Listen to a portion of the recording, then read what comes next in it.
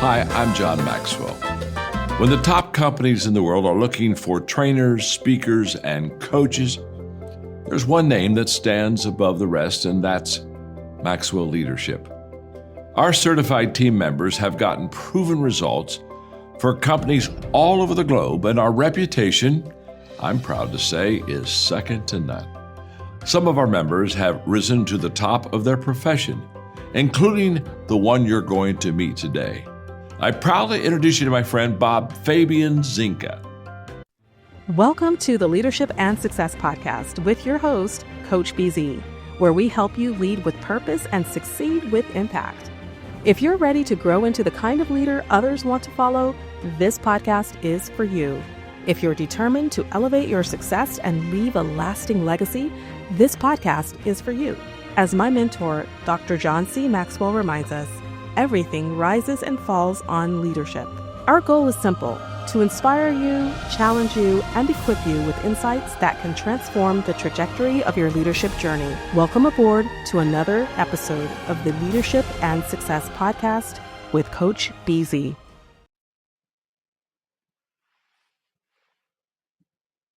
Hi everyone, I'm Dominique West, and I'm so excited to be joining Coach BZ on the Leadership and Success Podcast. I'm a cybersecurity and governance executive, an educator, and a lifelong learner. Over the past 15 years, from startups to global enterprises, I've worked across many industries, leading programs that help organizations build trust through secure, scalable, and inclusive security practices. I'm also the founder of Security in Color and Evolving Seasons, two communities I'm passionate about that are focused on making cybersecurity more accessible and helping professionals grow with confidence, clarity, and purpose. As a LinkedIn learning instructor, I'm passionate about teaching others that security isn't just about technology. It's about people, relationships, and reliability.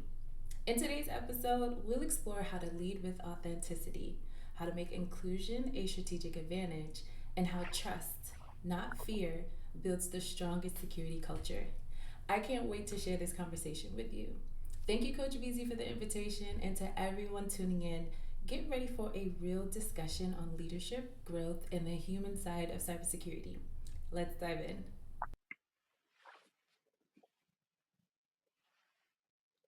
All right, everyone, this is Coach BZ. Thank you so much for being with us today. I am coming from an undisclosed location today, but I have a very, very special guest. And before we get started, actually, let me first give a shout out to David. David F. says he's grateful today for coffee and Cloudflare. And by the way, David, it looks like there was a huge Cloudflare outage today. A significant portion of the internet went down. So they probably need to do a little bit better with their security or configuration or something. But anyway, thank you so much for sharing. And also, David, let us know where you are coming from. And for everybody else who's watching live, please let us know where you are joining us from, what city, what state, and if outside of the US, since we have the global audience now, which country. And like David, please let us know what you are grateful for. I think it's very important to have the attitude of gratitude. And also, if you have a question for my guest, please type it in the comment, and I'm going to make sure she answers your question live right here on LinkedIn and YouTube. Okay, our moment of gratitude. This takes less than a minute. And part of the reason why I do this is because in the military, I've been in the Navy for 21 years now. There is a huge epidemic where about 21, 22 veterans commit suicide every single day. And I think it's impossible to be suicidal and grateful at the very same time. We really need to improve our mental health and focus on that. So if you are able to, I ask that you maybe close your eyes if you can, take a deep breath, and take a moment to think about one thing that you are grateful for today. I think I am really grateful for relationship, for people. I really believe I've never met a stranger in my life. That's just the way I think. I think everybody is my friend. And I really love adding value to other people. And many times they add value back to me. And so many times in my life, people I don't even know, they've gone above and beyond, and they've helped me and allowed me to be the man I am today. And there is no way for me to pay them back, but I can always pay it forward. So that's what I am grateful for, our global community. I think there's so much more that we have in common than that separate us. Okay, So let me see if I can properly introduce our guest, or at least I am going to try. Very, very glad to have a cybersecurity expert and also an entrepreneur with us today. So Dominique West is a visionary cybersecurity and GRC executive, right? Governance, risk, and compliance. She's redefining what leadership, inclusion, and trust look like in today's digital world. Uh, from building high-impact program at Datadog and Panther to founding security in color and evolving seasons, Dominique is on a mission to make cybersecurity accessible, empowering, and human. So she's going to be joining me today, and we are going to have a great time again. If you have a question for her, please type it in the comment. Ladies and gentlemen, please help me welcome Dominique West. Hey, Dominique, how are you doing today? What a great intro. Fantastic. Good morning. We actually happen to be in the same city. That's my undisclosed location, Yeah. but glad to see you on the screen. Maybe to get started, is there anything you are grateful for this morning? Yeah, I am grateful for time. Time Yes. is a valuable resource that I have been fixated on. It feels like my whole life. And I'm Mm, in a space where I actually have time to have slow mornings, right? To think yes. things through, to be present with myself, with my family and my friends. And that's something I'm eternally grateful for, Mm, because I know that's really hard to come by these days, is to get time and space to yes. be able to do something. So yeah, I'll say I'm grateful for that today. Well, that is really powerful. It's really one resource that we really cannot redeem. Once it's gone, it is No. gone. And I remember Fernando Weiss saying, teach us to number our days because our life can be very, very short. And sometimes in my experience, people really chase after the wrong things or things that really don't matter in the long run. But managing time is definitely crucial, and we're probably going to be talking about that too. Is there something about you, Dominic, that most people may not know? Yeah, most people probably, unless you're like my close family and friends, but most people don't know that I am into K-pop and I'm a huge K-pop Really? fan.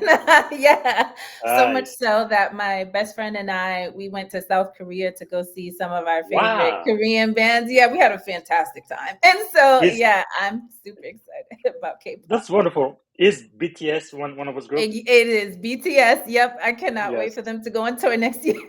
Actually, next year, yeah. My daughter told me about it, so we are looking for tickets. Hopefully, we're gonna be Listen, able to let her catch them. tell her we're going to be in the same concert. Yeah, because I know I think they came. Was it 2 years ago, right before the Yeah. pandemic? I think we almost went to Las Vegas, but we couldn't get tickets Oh, for yeah. that It's band. hard. Yeah, no, they Yeah, sell out so quickly. So it's going to be that's really like a crazy. Hunger Games for next year. I mean, I I'm still trying to get my head around that because when I was growing up in the Congo, American music is really what was taking over the Yeah. entire world. But now having Americans singing Korean song, and especially Black Yeah. American, that's Yeah. just amazing. Like I went to France. Was it 2 years ago? Some of my nieces and nephew, Black African European kids, again dancing and singing all of this K-pop music. I'm like, this Yeah. is unheard of. Wow. But Yeah. It's been a anyway, phenomenon. and also, my daughter says that BTS, for example, they do a lot of collab with African American hip Yeah, hop artists too. But I guess music is global, but it's it just is. It's amazing to see. beautiful. You get to connect even if you don't speak the same language. I love it. Yeah. Yes, wow, that is quite amazing. Can you tell us a little bit about your leadership journey? How you got to be the cybersecurity executive and leader that you are today? Yeah, I always start with my beginning story. It's very personal into the cybersecurity space. I remember it like it was yesterday. I had received a text message. I don't know if you recall, like, when you get an alert from your bank to say, hey, is Hmm. this a fraudulent, transaction?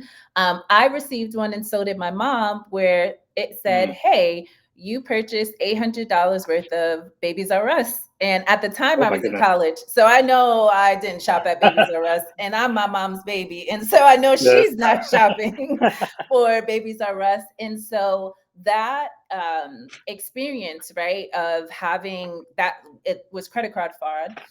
That experience kind of led me down a rabbit hole of hacking to Mm. say, hey, well, what store did you go to recently? Did we shop at the same place? Is this place hacked and they Yes. don't know, right? It kind of led me down Mm, a rabbit hole, which opened the door to cybersecurity, right? Incident response, all that kind of gets jazz. And so, yeah, ever since then, I've been fully immersed into the cybersecurity space because it has the challenges and experiences every single day. Something new mm, happens. As we know, we saw with the comment from David yes. about Cloudflare, right? And so I enjoy things like that where every day is a brand new experience to learn something, to figure out something. It's kind of like I love puzzles. And so, yeah, that was Yes. my journey into this space. And ever since then, I always call myself a generalist. I have tried a little bit of everything. And so I've worked in Nice. healthcare before, I've worked for startups, I've worked for Mm, large consulting firms, I've tried being,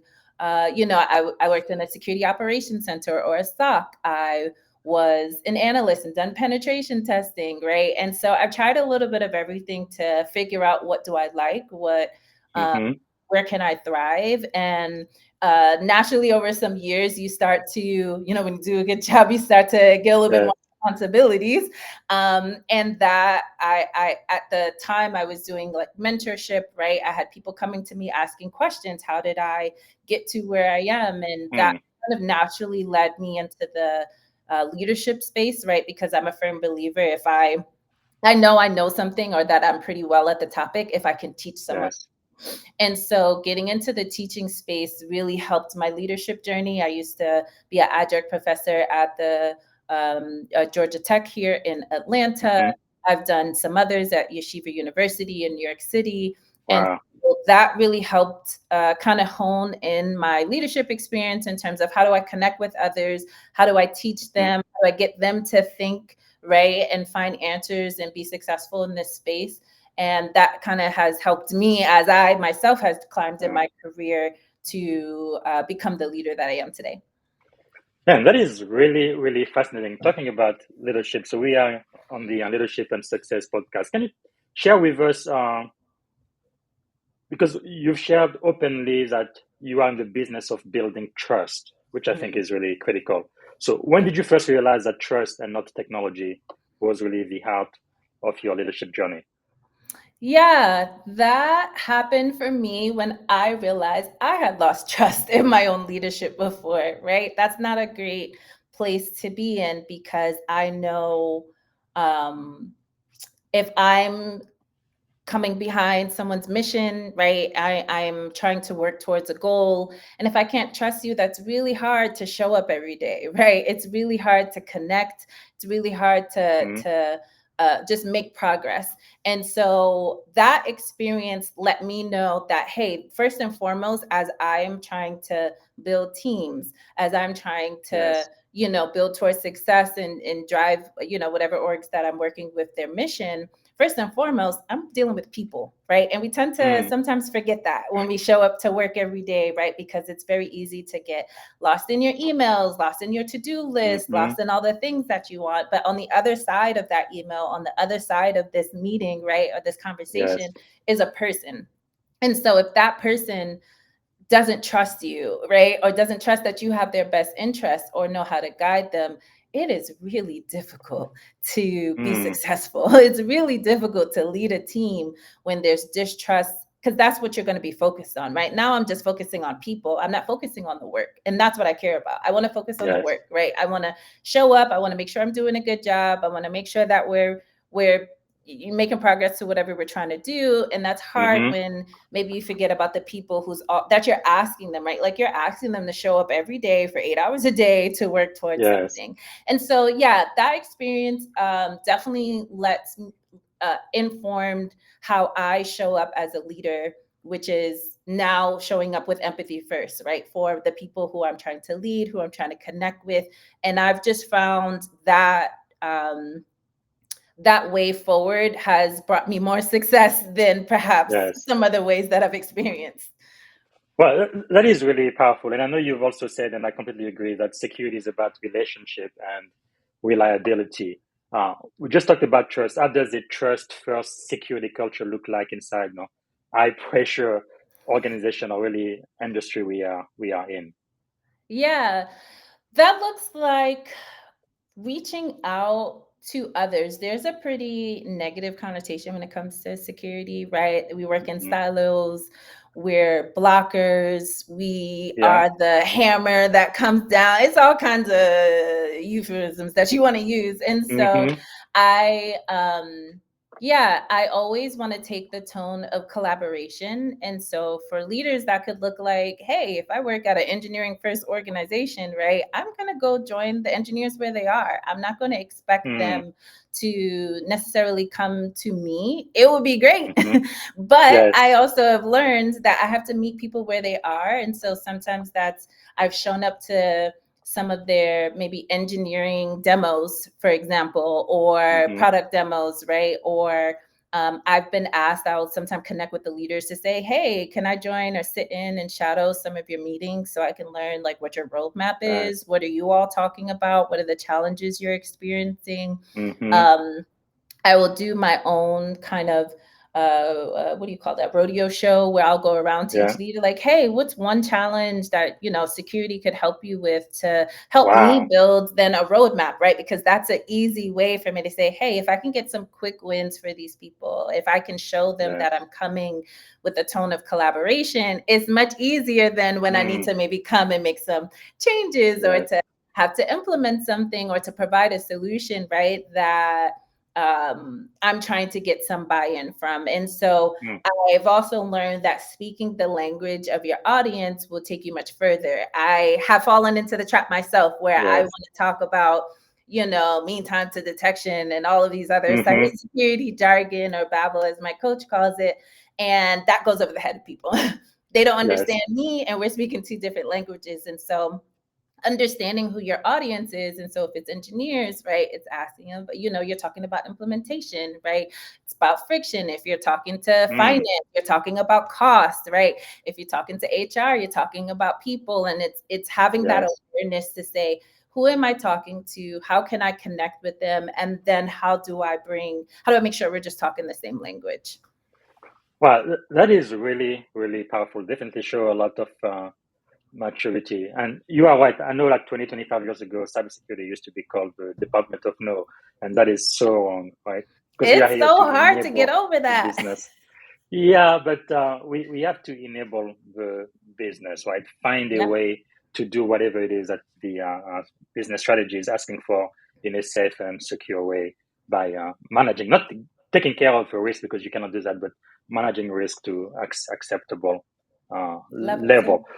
So when you lead your team, how do you coach members of your team to stay grounded in purpose, especially when the demand for cybersecurity feel overwhelming at times? Yeah, it always starts with your why.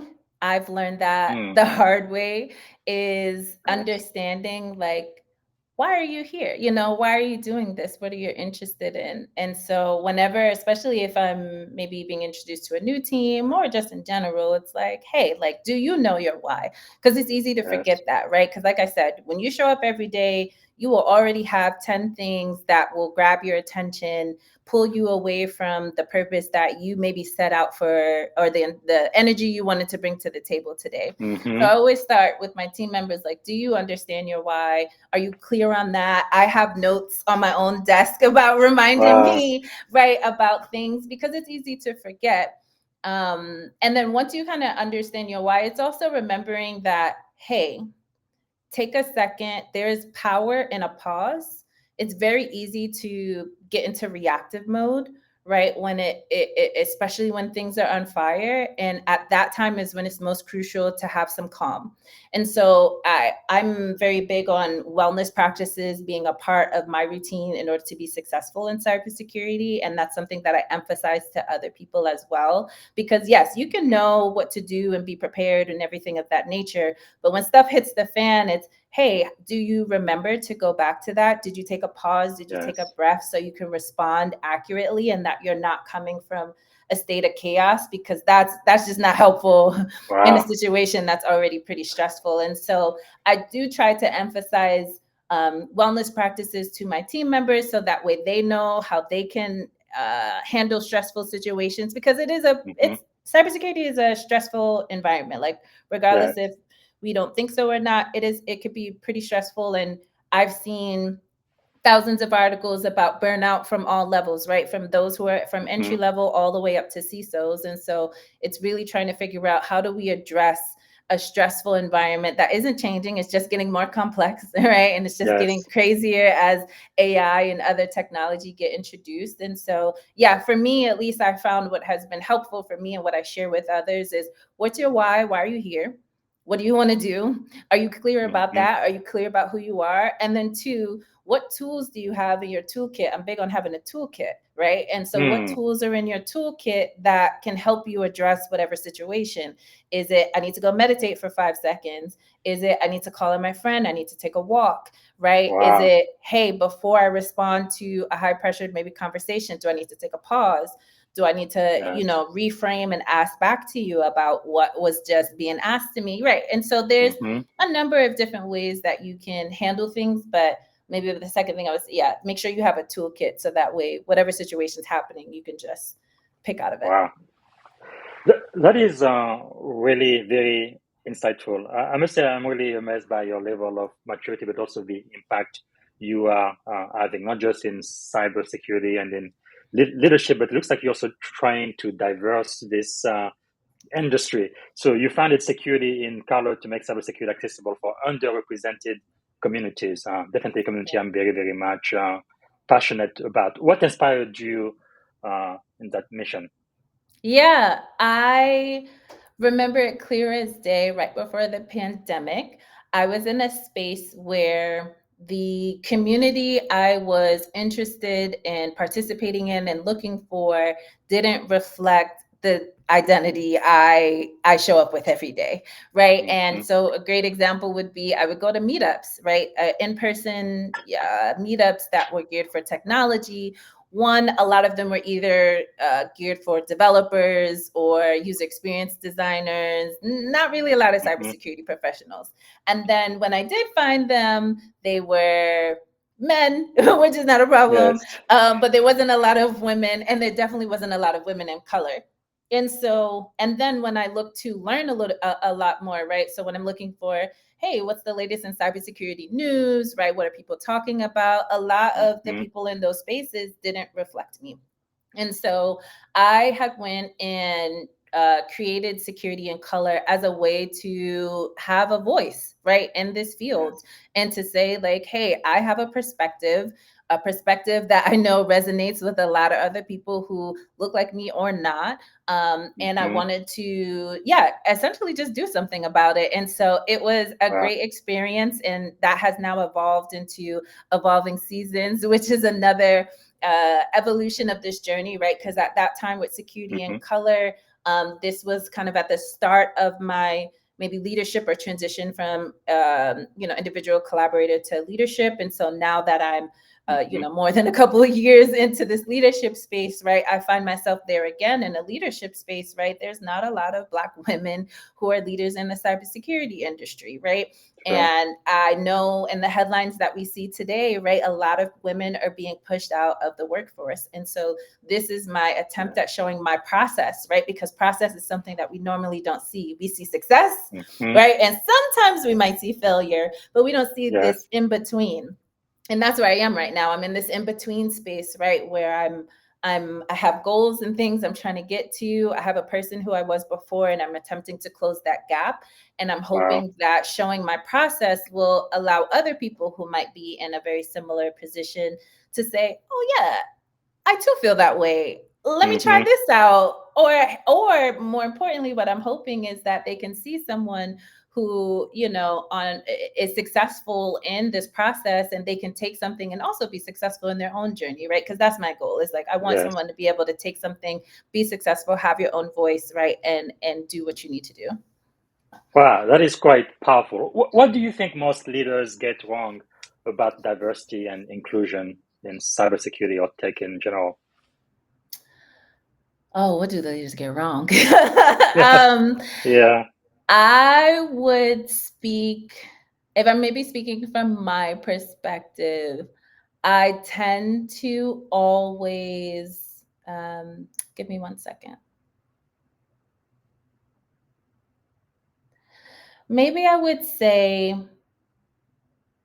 we tend to talk more when we should probably listen because being able to Okay. have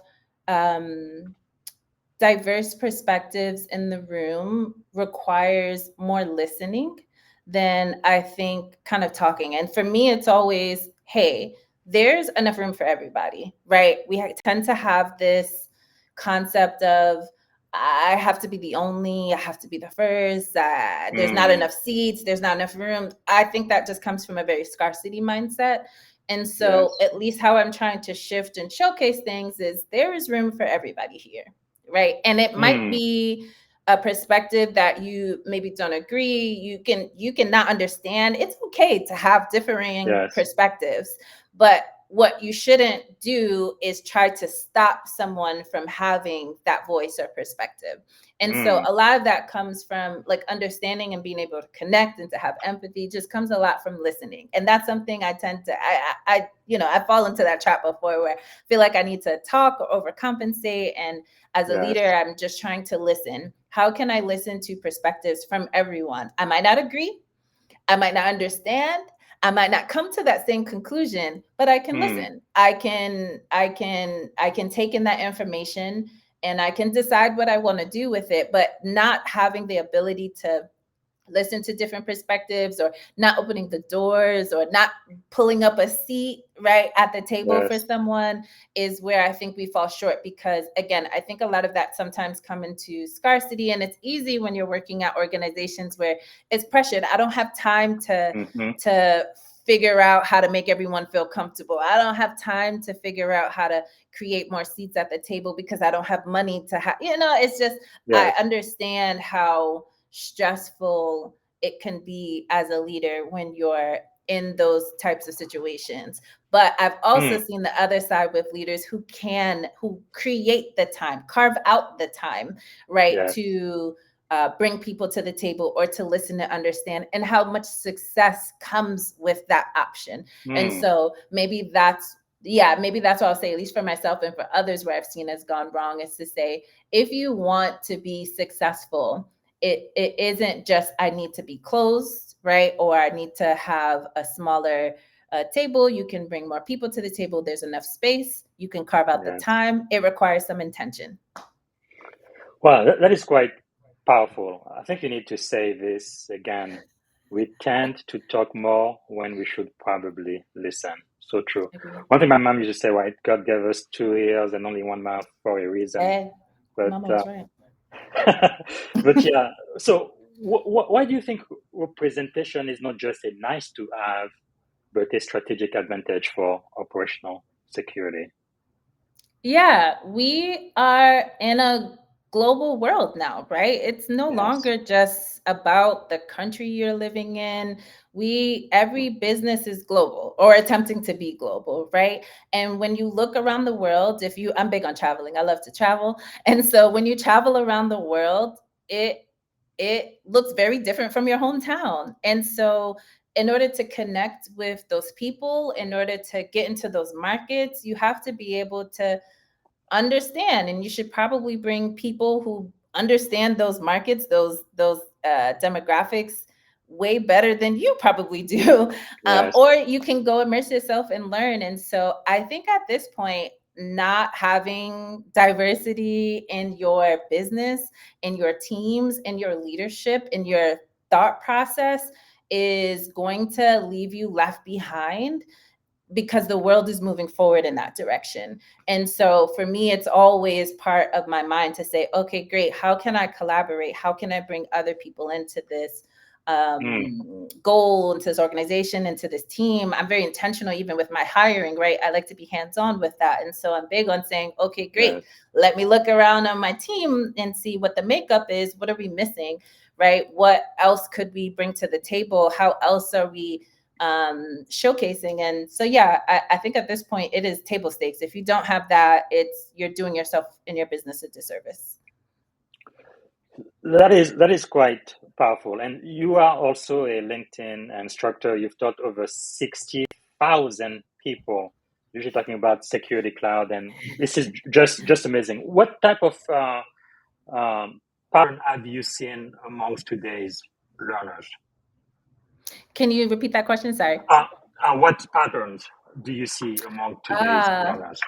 yeah, I have seen that learners want to be hands-on, which is cool. I'm Mm, glad we're getting to that space. I yes. too like to be hands-on as I'm becoming a leader. And so technology is moving so fast, right? The technology that was introduced yesterday will be very different once tomorrow Mm-hmm. comes. And so I think I'm going back to process. I think what I've learned, at least as I have started to build curriculum and started to kind of teach a little bit more broadly into the world, is people want to know, how do I do something, right? It's not just Yes. telling me to go do something. It's, hey, how is this impacting me on a day-to-day basis? And so I've made courses both for those who are just getting into the industry to say, okay, cool, Mm, here's some paths you can take, right? There's certifications, there's books, there's like all kinds of resources available for you to learn.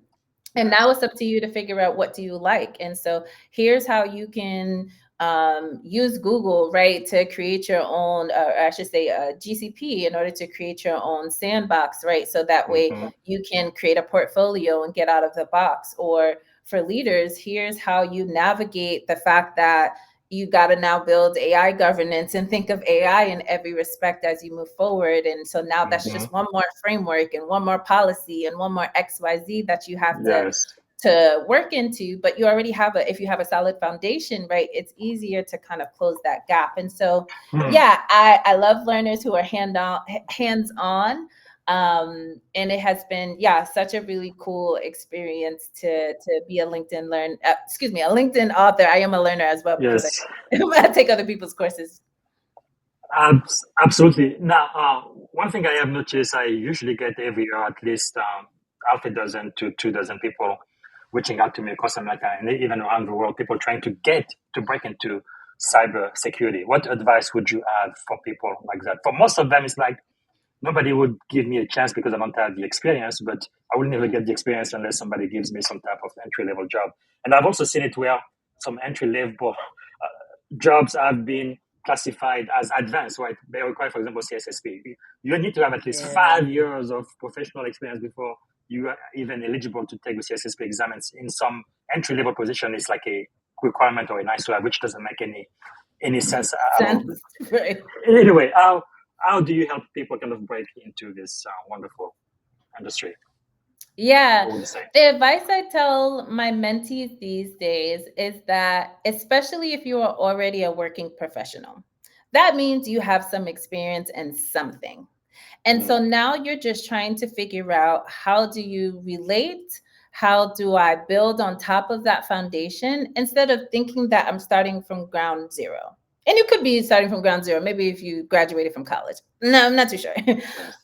And so I always, this day, especially with the narrative, I will say a narrative, right? Because I'm not too sure of the results of it yet, but there is a narrative about AI taking away a lot of entry level jobs. And so that means that people have to get creative. And so something that I know is being tooted around is that you should create, I think cybersecurity should adopt the concept of a portfolio, right? We tend to just rely on full-time experience being the only place that I can get experience. And that's not true. There are so many communities that are out there that you can participate in and get hands-on and get that experience, right? Mm, But it's involving you taking control of your learning journey and your career journey. Because I have also been of the I've previously, I used to think, oh, the job is going to do it for me. I'm going to learn mm, on the job. I'm going to get my certifications from the job. They're going to pay for it. That's no yes. longer the case anymore. And so for me, I always tell people, you can go out there and create your own sandbox environment. You can do Mm, penetration. You can go on Hack the Box. There's a great movement happening now with compliance engineering, where people are going out and they're getting hands-on in GitHub, right? And they're trying to, yes. learning how to create their own workflows to collect evidence and things of that nature. And so, yeah, it requires you to go get hands-on. There's a lot of platforms that will allow you to create free accounts where you can practice. Take 10 minutes a day. I always say, if I could do Duolingo for 5 to 10 minutes a day, to become a learner in Spanish, Yes. you can do it too. And so if you Yes. just take a couple of minutes to get hands-on, you can build experience from there. That's day one for you. And so now you have the ability to work towards that 5-year marker for CISSP. And granted, it has to be Mhm. full-time, but that will allow you to show employers like, hey, I'm willing to go above and beyond. Yes. Here's what I'm bringing to the table. And that way, because I do recognize that companies these days, they're not willing to teach. I was fortunate where I was able to luck out where someone was willing to give me a chance and let me learn on the Mhm. job. That's not the case anymore. Like, those are far and few in between. And so in the meantime, it's how can you do that, right? How can you Yes. share, how can you build experience for yourself until you can get into that role? And it'll Mm. take some time. Yeah, I always tell my mentees, it takes time, but yeah, getting creative, using creativity in your cybersecurity career has been such a game changer for me. Yes. Wow, that is quite insightful. Yeah, because I think really experience trumps everything. Usually, when you want to hire someone, you definitely want somebody who Yeah. has some type of experience that can apply to what you are doing. Thank you so much for sharing that. I think this is going to be the last question I ask you before we moved over to the second half. We are focused Yeah. solely on leadership. We mentioned artificial intelligence or AI at least 5 or 6 times already. Yeah. How do you see the future of cybersecurity leadership? How will artificial intelligence, automation, agentic system, and emerging tech kind of change the role of security leaders, you think, in the next 3 to 5 years? Yeah, I definitely think it's always going to be technology in general, whether it's AI or whether it's the next new thing, is going to be a double-edged sword. On the one hand, it's easy to think about, oh, this is introducing more risk, it's introducing more headache, it's Yes. introducing XYZ, right? Because it's a learning curve. It is something new. We don't understand it. We don't know it. We don't know even Mhm. what's the use cases I want to apply it to. How do I secure it? How do I fit it into Yes. this very well, oiled machine that I already spent so much time building? But I also Mhm. think, and what I'm excited about and what I'm getting more interested in is how it can help, right? Mm. Because for the longest, cybersecurity has lagged behind other I'm going to say industries or departments, right? In terms of being agile, right? Like you said, Mhm. being an enabler for the business, it's how can we get ahead? How can we use it, right? And so there's Yes. a ton of use cases about how AI is helping detect things faster, right? Or Mm. taking a lot of the mundane out of what your teams are doing so you can get more to the interesting things. It's Yes. also helpful and creative as we're trying to solve challenges, right? As leaders, or we're trying to get ahead. And so, yeah, maybe I tend to take the stance of leaning more into new technology and kind of diving in to see how it can be a helpful factor. But Mhm. I'm not naive enough to not say that it doesn't introduce more complexity. It will. Everything will. I think that's just the nature Yes. of the field that we work in. And so, yeah, it will continue to change. The agentic wave that we're on now and things of that nature is great. And then in 2 years, who knows what we'll be. Yes. Wow, that is really insightful. Okay, for the second half of the show, we're gonna focus purely on leadership. Let me know, what do you think is the greatest lesson you've ever learned, whether it's leadership Whoever. or life? Yes. um I will maybe say the lesson I am learning right now, Mm-hmm. which is that I know more than I give myself credit for, Hmm. and that trust in Okay. myself is what's going to lead me to success. I Hmm. have 10 I've fallen into that's not a trap, but I tend to look for answers elsewhere. Yes. Right. I am a big kind of, I read books. I love books. I watch a lot of podcasts. I search for mentors, and I found myself always looking for answers from someone else. What Hmm. I've never tried, or what I should say, what I tended to avoid trying, was looking for answers within myself Yes. and getting to know myself and my wants and my likes and my needs, and the Hmm. clarity that will help me be able to answer those questions that I because I can come to you, Bob, and ask you all types of things, Yes. right? And I can get answers from you, but that's not my journey. That's your Mm-hmm. journey. And while that might be a helpful blueprint for, maybe overcoming some obstacles I haven't experienced before that you might have, that might not be how I overcome it.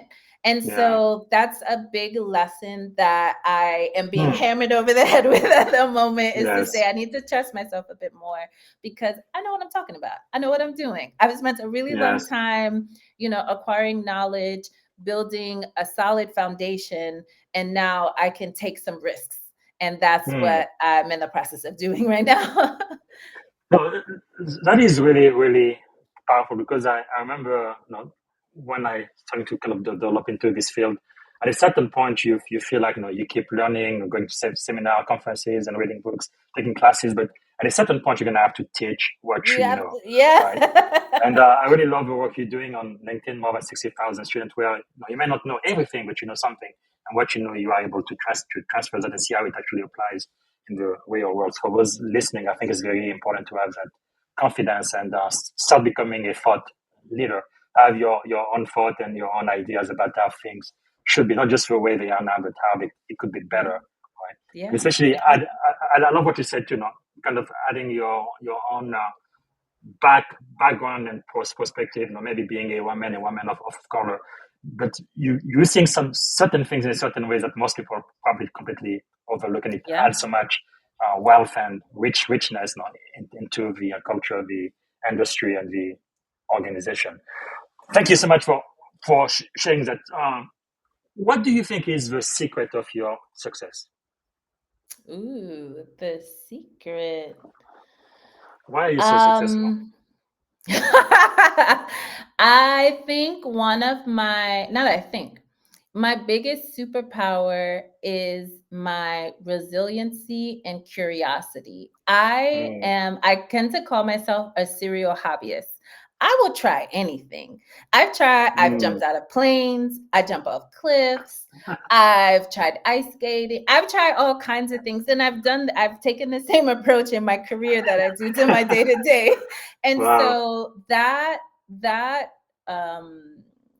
my partner calls me crazy, but the craziness has helped me be able to, one, not only have just a wide experience in my Mm, life that is pretty rich, but it has yes. also taught me that I can try anything, and that if I get knocked down or if it doesn't work out, I can get up and try something else. And that Mm, has that's been cool. really helpful because I have gotten knocked down a lot. Yes. And it has helped me learn that I can get up quicker, and that sometimes the knockdowns are not as hard as maybe they were first when I was younger. And Hmm. so those are the two superpowers I've been leaning into more, because I used to think that, like I said before, at the beginning of this, in calling myself a generalist, it was Yes. my curiosity that kind of led me down that path. I've had someone tell me that Mm. I'm going to fail going down that if I don't specialize, What? I am not going to be successful in this career. And I'm so glad I didn't listen to that person, because Good. that has allowed me to have such a rich career. So that way, now that I'm at a point where I have the time and abilities to figure out what's next, I can say, Wow. okay, great. I'm not scared to try a bunch of different things. I'm not scared to bring this to Yes. the table. And despite getting knocked down, I know I can get back up. And so, yeah, those are the two superpowers I am taking with me in the future Mm. right now. No, that is. I am so glad you didn't listen to them, because no, eventually, even when you become a chief information security officer, you really need to be able to know the entire spectrum of security, right? This way, Yes. you can lead an entire team, even in things where you are not necessarily a deep expert in.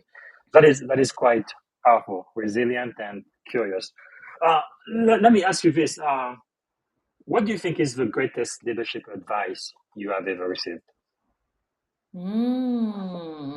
The greatest leadership advice I have ever received. Let me think.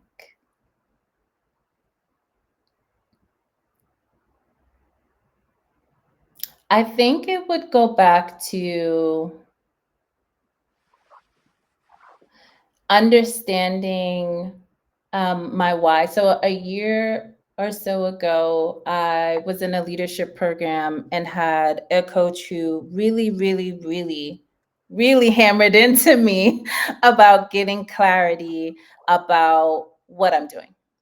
Mm, And that has been whenever I find myself questioning, doubting, trying to figure stuff out, going back to my yes. why has always helped me get that clarity.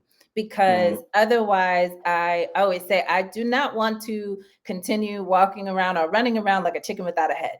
And if yes. I don't know if you've ever seen it, but it's not pretty. And so, really understanding my why has been the single most um, Mm, helpful question, and then to couple that to be, well, what's next, right? Because sometimes yes. we'll get stuck in the why, and it's not a why as in like woe is me. It's a why is, why am I here?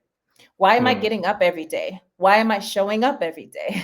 Why am I yes. talking to you? Right? And it's intention. It's how do you live an intentional life. I just saw a podcast with Tracy Mm, Ellis Ross, and I adore her. And she had said, you know, a lot of her career, her success, to being able to one, identify who she is, to get clarity on that, and then to have the mm, courage to live authentically, right? And mm, to be able to show up like that every single day. Because it's really scary. It is scary to be vulnerable. It is scary to put yourself out there. It is scary to take risks. But wow. without doing that, you will not have the big, bold life that I know I want for myself. Mm-hmm. And so yeah, that is getting clear on that why is helping me to be able to show up and have conversations with you, to be able to Good. show up and every Powerful. day to say, I want to be part of this community. And so, yeah, maybe I'll say that's the biggest advice, is to get clear on myself and my why, and then use that to propel my intention and find my purpose on what is next. That is powerful. Wow. So what are you learning right now? um, I am learning that um, the space I am in today, I am calling the gray. It is like a messy middle, and which is a term I use for myself. And I am learning that it is okay to show up in any space, professionally or personally, as myself. And that Mhm. is perfectly fine, right? And Yes. I used to show up thinking I needed to adopt what maybe someone else told me, that I need to follow the path that society has told me, my parents, whoever. Mm-hmm. And what I'm learning right now is I need to figure out exactly what I want. I've spent quite a lot of time Yes. learning about um, how to be successful in my career, learning how to maybe show up as a great friend, as a great partner, as a great daughter, as a great, all of these titles that I wear. What I didn't spend a lot of time is learning, what do I like? Right? Mm, What makes me excited? What yes. do I enjoy? And that has been a really great journey of learning about myself, because what that is allowing me to do is now show up in spaces differently. Because now I Mm, can show up and say, oh, that doesn't work for me. And if that yes. doesn't work for me, that's okay. I'm going to go this way. And that has Mm, allowed me to stop maybe stumbling along in this journey, and maybe walk a bit more confidently into the opportunities and experiences that I'm pretty excited to participate in. wow. That is really powerful. Now, earlier you mentioned, several of the successes you've had, you've failed a lot as well, especially with your curious mind, which is pretty wonderful. But can you share how failure has shaped your life? Maybe one or a couple of example where you had to go through failure and kind of what you learned from it, how it made you stronger and enable you to live this bolder life that you're talking about. Yeah. Um, I have failed at a lot of things. I have been fired before. I have been. Oh, sorry, I got distracted. I saw the comment. Yeah, yeah, I like to, I. to put those out there. You have a lot of people who love it. I appreciate that. Yeah. So yeah, I've been fired before. I have disappointed people before. I have disappointed myself before. And so, in that, what I have been able to at least do is to look back at how I've showed up in that space. And Mm-hmm. every time I look back at something that didn't work for me, it was because I wasn't clear and wasn't showing up as I wanted to. Mm. Whether it was nervousness or whether it just wasn't the space for me. And so, Yes. um, yeah, I've had that experience actually pretty recently. And what it has helped me figure out is that wasn't moving with intention. I was moving from a place um, of fear. I'll be Mm. honest. Yeah, I was fearful in how I was maybe taking a next direction into a new opportunity, and that didn't work out for me. And when I look back at it now, I know exactly why it didn't work out. Right? Yes. I saw flags that I ignored. Mm-hmm. I found when there was questions I was asking and they weren't being answered. Right? I should have known. And Yes. so. Um, while it's easy to beat yourself up about those failures and to say, man, I that really hurt my feelings, right? Or Yep. that really, what do I do now? Um, I realized that that experience gave me the clarity I need to know that, like, hey, it didn't work out, Yes. something else will. Now let's Mm. go find out something else. And Yes. sometimes, it's scary. It's putting yourself back out there and it's saying like, hey, it's dusting your shoulders Mm. off and saying like, I had gotten knocked down. But yeah, it's Yes. those failures, what did someone say? Like the no's just means that a yes is coming. And Yeah. so it's even Yeah. reminding yourself that you've had a yes before. A yes can Yes. come again. You can say yes to yourself. And it's just, you Mm. kind of reminding yourself of that. It's easy to forget. And so that's why I say, you don't know if you see I have stuff everywhere Yes. about reminding me about my goals, my purposes, and things that I need to do. Wow. That is quite powerful. Before we continue, her name is Tiffany D from Raleigh, North Hey, Carolina. Tiffany. So, oh, Yeah, you do know her. Okay. I So do. she's late, but finding your why is so valuable. Love you, Dominic. You're an amazing leader in cyberspace. So I really love those comments. Those listening live, please let us know where you are coming from. And also if you have a question for Dominic. Also something that you are grateful for. Yeah, love your vulnerability. That's really what it takes to be a leader. You may fall 7 times, but you get back up again and again and trying to learn from all of your experiences. And she says also, it can be so easy to shrink yourself for the sake of just being in the room. It's an awesome reminder to never shrink. That is so, so powerful. Okay, we are already running out of time. I can't believe this. Let me see if I can do this quicker. I could be No talking worries. to you for hours, Dominic. You have so much wisdom. This is amazing. Okay, who are some of your mentors, some of your thought leaders, people you follow that we should know about? Yeah, in person, in real life, who I know. A big shout out to Octavia Howell. She is, man, that woman right there. She had mentored me at a time where I almost a decade ago, I didn't know what I was doing in this career. I didn't know where I was going to go, and she embraced me so warmly and had taken me under her wing, and I credit her a lot to building the confidence of the woman who I am today. So I shout out to Octavia. That's powerful. I also want to shout out Julie Chapman, who is another in this current season that I'm in, is another woman who, I mean, and when I tell you, like, and this is also maybe advice that I'm gonna tell to people out there, I cold reached out to these women. I didn't Wow. know them. I literally went into their LinkedIn DMs and said, hey, my name is Dominique. I don't know what I'm doing right now. Here's what I've tried. I'm stuck in this place. Can you help me figure this out? This is what I'm trying to learn. I see you're an amazing woman. And I have just, I mean, Wow. embrace that That's I have amazing. felt from those two women, other women. Who is one of my mentors is Dr. Rabina Malik. I'll put her on Yes. LinkedIn as well. They have all just put given me such a warm embrace, have helped lead me, have dusted my shoulders off for me sometimes when I was afraid to have put me on the Yes. straight and narrow and said, go conquer the world. And so Wow. I will That's give wonderful. them always credit and shout out for it. Unofficially, Michelle Obama is my mentor in my head, and so is Tracy Yes. Ellis Ross, because both of them are two women who are just living unapologetically out loud and speaking their truth. And it's such an inspiration, especially as a Black woman. I love also Shell Yi Archambu. Yes, that book. I'm big on books. She has an amazing book that has helped with a blueprint on how to get control of your life, how to get clarity on your why, and how to show up authentically every day. Has been amazing. And so I'm going to pause there because I can talk.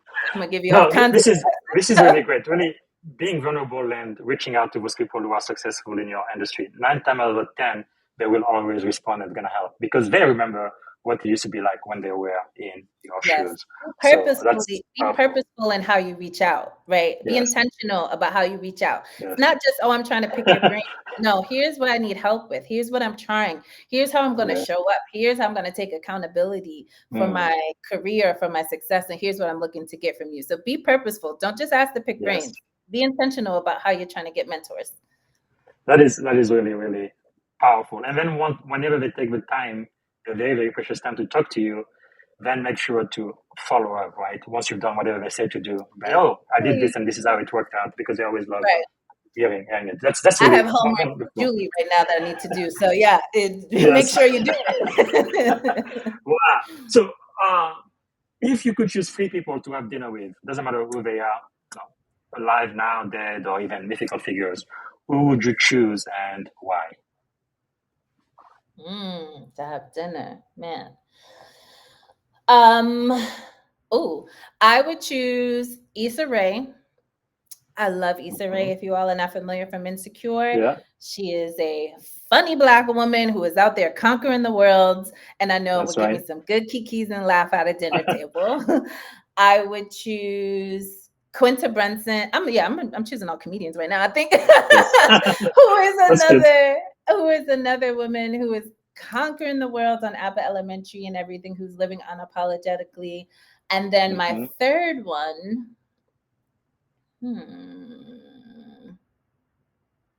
man, that's such a good question, because I am definitely thinking about Michelle Obama. I clearly want to just have some very good conversation with some Black women around the table. And so that is definitely powerful. Now, you have contributed to 97 things every information security professional should know. What message did you want to readers to remember from your chapter? It's this book right here. What I would like readers to know from this chapter and things in general, because I had talked about cloud security at the time, that was the entry for a way into cybersecurity and the specialty that I was going to go in, is that you are able to pick what you want, right? I think I always tend to tell people from an advice perspective is that you have more control than you think you do. And so for me, while cloud security was my entryway, you can have other domains can be your entryway into this field. I know how difficult it is. It can be compliance. It can be IT. It can be HR. It can be a variety of things. And just know that I think cybersecurity is so unique because we need so many different perspectives to secure things. There's too much just for one cybersecurity professional to try to keep track of, right? Wow. We do not know everything. And so it is, I always encourage people, like, the background that you have, the experiences that you have is more than enough for you to get in here. Yes, you need to learn the systems. You need to learn the different domains within the field. You should have a great foundation about how things work, how things connect, how data flows. Cool. Yes. From there, it's great. How do I bring the HR, HR and cybersecurity, they go hand in hand, because eventually for cybersecurity awareness, you need to figure out and track down the people who need to take training, right? Yes. Or when you think about engineering, I need to figure out how to tell them how they should do, the software development lifecycle better, right? And so there's just so many ways for you to get into this field and for you to excel and to be successful. Mine happens to be cloud security, but yours can be something else. Wow. It's really important what you're saying, because maybe 20, 25 years ago, it looks like we really focus on just left brain people who did STEM, right? Science, technology, and engineering, math. Just that's all we look for. Even today, in most jobs, that application for cybersecurity, they kind of require you or they prefer that you have like a science background. But the truth is, we need everybody, even those who do art, those who are more of the right brain, because they really help us see kind of our blind spot, look at things a little bit differently. That really adds a lot of value. Like even lawyers, they help with privacy, with understanding exactly what those regulations are. Now we can translate those into engineering requirements and things. So it's really a field, a department, a function that really touches every other function across the entire enterprise. So there shouldn't be a reason why somebody who really wants to cannot get into this field. That's powerful. So what about the other book you were featured in Tribe of Hackers? Your insights to that. What does tribal knowledge mean to you in the context of cybersecurity leadership? Yeah. And that's this book right here. Yeah. Tribe of Hackers, Security Leaders. Yeah. Right? It's how do we, as leaders, as participants, build community with one another. And a lot of it is sharing, especially in the cybersecurity industry. How do I share the challenges that I've gone through? That's a lot about the community I'm trying to build again right now with Evolving Seasons, right? It's to say like, there are challenges, there are real challenges that are being experienced, right? And so how is it that we can take ourselves out of the silo and work together, right? Because that's what do we always say? Like vulnerabilities and everything, there's thousands of them. There's so many attackers are happening every day. There's risks happening every day. There's breaches and things are going down every single day. And so how is we community show up? A lot of people have talked about wanting to have a village and maybe not necessarily having the village they want. And a lot of it comes with, how are you showing up? And so how do show up and participate in the community? That's what Tribe of Hackers was for, specifically for cybersecurity leadership. And so you want to be part of the community and get out there, bring your voice out there. A lot of people probably don't think, I don't have the experience, I don't have the time, I don't have, excuses are plenty. And sometimes it's just saying, how can I have to go do a 2-hour drive, and right after that I have to do a TikTok. Right. And so I'm telling myself every day, I need to take 5 minutes to be able to accomplish these things. And so maybe that's the one that I wanted to get from that, or that's the experience that I got from reading in that book, right? Is that as a community, we have to come together, but more importantly, like you have to share your voice and you have to reflect on how are you showing up to be part of that community or build the community that you want to see. Well, Dominique, I'm sorry, we're already 3 minutes, so we're going to keep you for 5 more minutes. I got it, Taylor.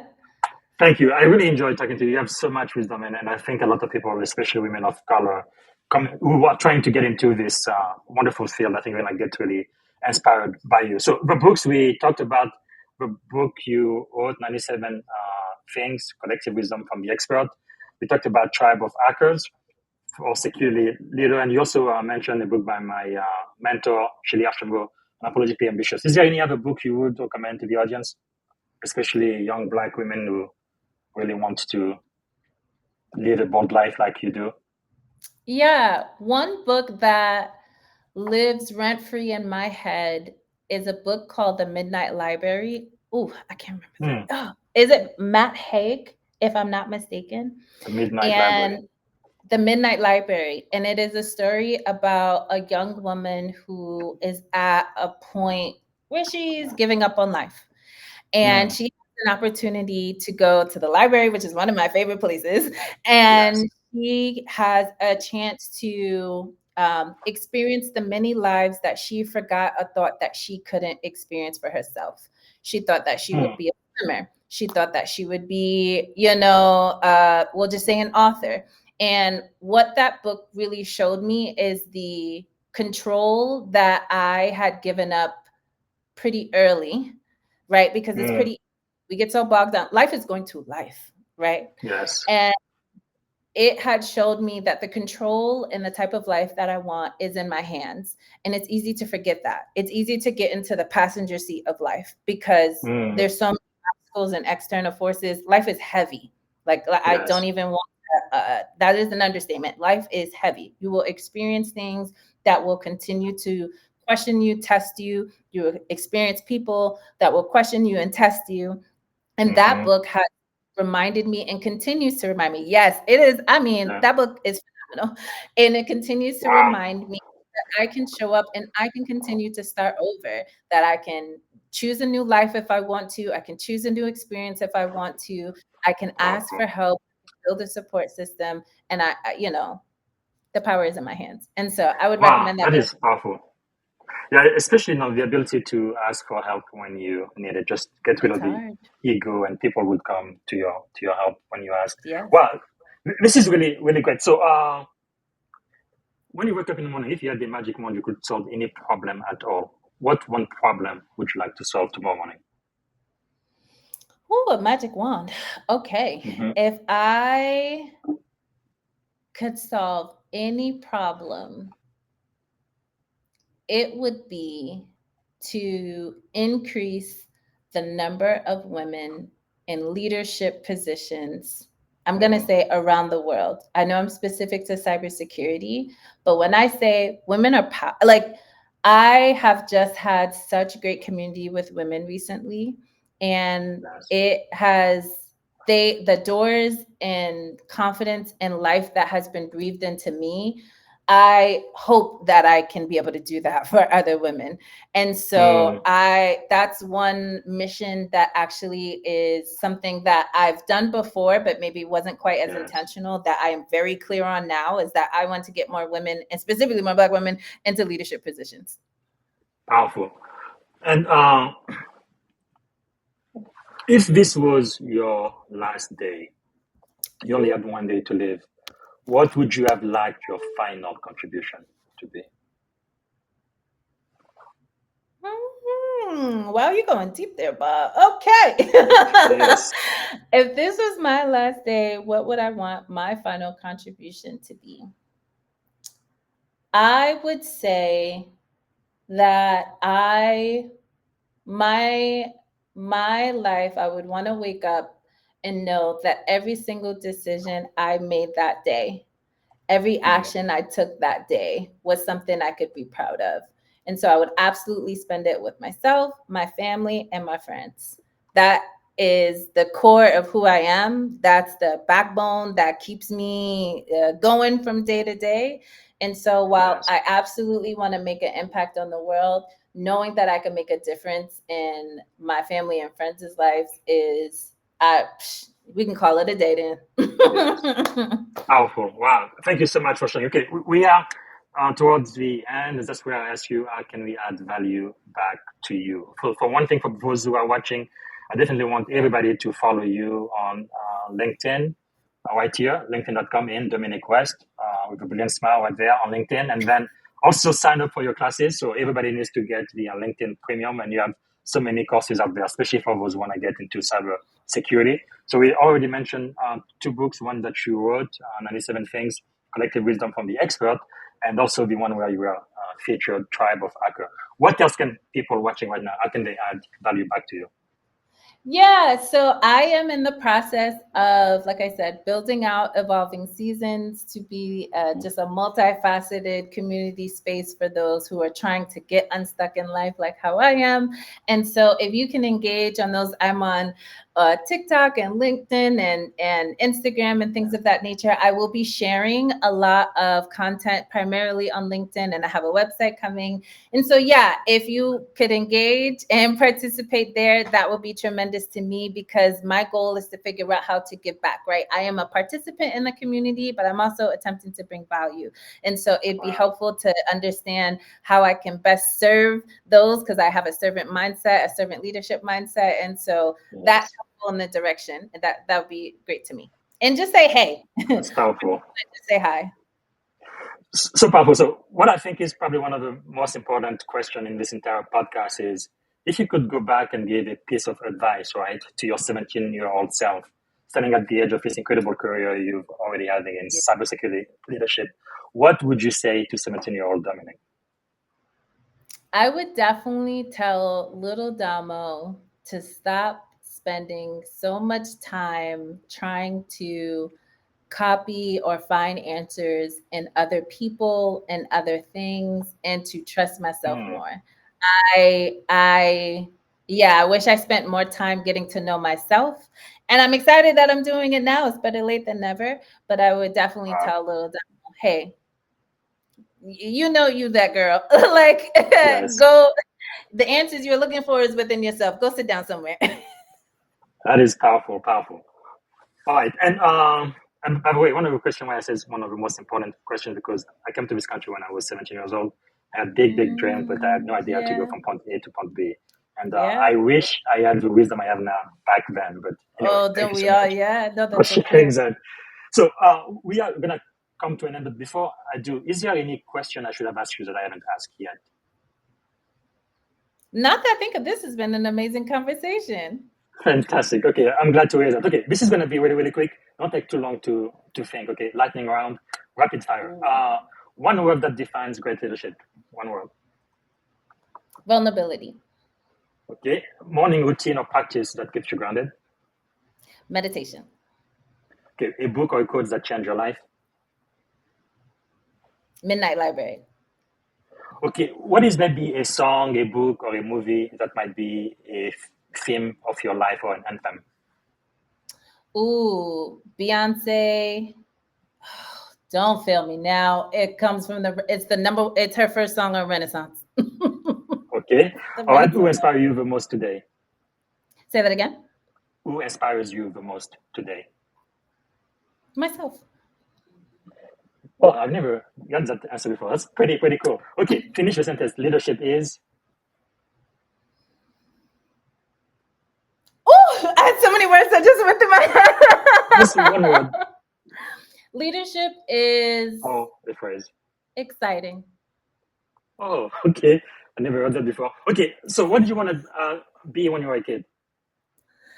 Oh, I wanted to be I thought it was going to be the next Christy Yamaguchi. I thought it was going to be an ice skater. Wow, okay. Cybersecurity is very far from that. All right. Very different. But although you've had a lot of adventurous experiences, so maybe that counts. What are three adjectives describing you as a child? Ooh.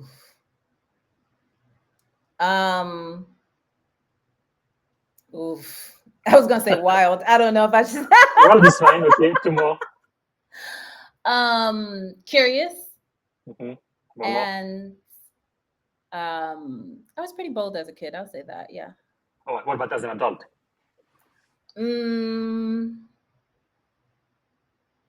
Oh, what does describe me as an adult? I am resilient. I'm powerful, and I'm pretty fun. I'm not gonna lie. Fantastic. Okay, the very last question then is, what is one word that represents our shared experience in this podcast today? One word. To describe my experience with this podcast has been quite insightful. I will definitely say that. Like, you asked me a lot of questions that has me reflecting, and yeah, I enjoyed that. This has been super fun. All right, thank you so much. I really appreciate that. Thank you for being one of our master teachers today. And I am always grateful to have great people like you, and hopefully put the spotlight on you, all of the great things you are doing. And I'll be watching you do even more and more things. And not only you going up and up, but carrying people with you, adding that extra chair on that big table, and trying to bring in the next person. That's really wonderful work you do. So thank you. Thank you, Bob. This has been great. And thank you, everyone, for watching. Thanks. All right, everybody, that was Dominique West. And like I've said, she's quite impressive. Again, follow her on LinkedIn. Sign up for one of her many courses. Already 60,000 students have done so. And purchase her book, right? 97 Things, Collective Wisdom from the Expert. And also Tribe of Hackers, Security Leaders. Wow. And definitely get engaged with her on LinkedIn. I think the work she's doing trying to diversify technology and cybersecurity is extremely critical. Okay, one more quick thing. I will be back on Thursday. I am going to have Captain Shannon Huffman-Polson, U.S. Air Force, one of the first women Apache pilot. Leadership, grit, and purpose. She's really excelled in a world really made for men, really for white men. And she's going to be teaching us again about leadership, grit, and purpose. I can't wait to have a conversation with her. And I have a couple more guests coming down the line. I will tell you about that tomorrow. So I will be back here tomorrow. And thanks again for being on the Leadership and Success podcast. Bye for now. Thank you for tuning in to the Leadership and Success Podcast with your host, Coach BZ. If today's episode added value to your leadership journey, be sure to subscribe, share, and join us again for more wisdom nuggets on how to lead better and achieve greater success. Remember, leadership is the most critical skill of our time. The world will always need leaders to inspire others, drive innovation, and execute meaningful strategy. So why not count yourself among the bold leaders shaping the 21st century?